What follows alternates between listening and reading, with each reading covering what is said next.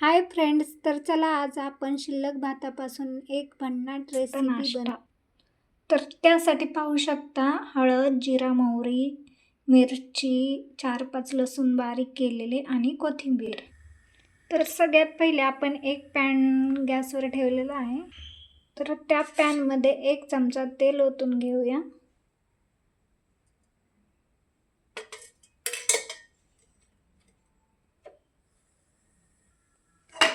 तेल गरम झालेले आहे तर आपण जिरा मोहरी टाकून घेऊया.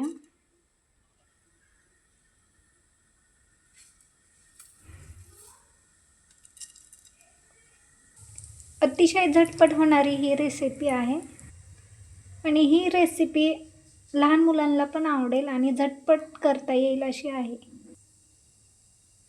त्यानंतर बारीक केलेला लसूण, चिरलेली मिरची आणि थोडीशी कोथिंबीर टाकून परतून घेऊया. त्यानंतर राहिलेली हळद टाकून घेऊया.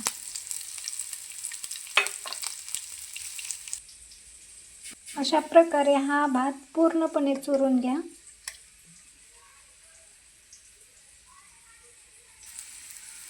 आणि या पॅनमध्ये टाकून घ्या.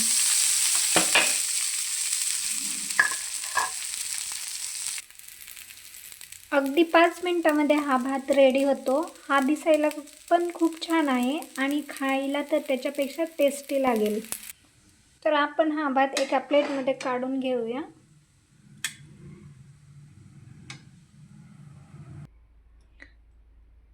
बघा, व्हिडिओ आवडला असेल तर चॅनलला नक्कीच लाईक, शेअर, सबस्क्राईब करायला विसरू नका. थँक्यू.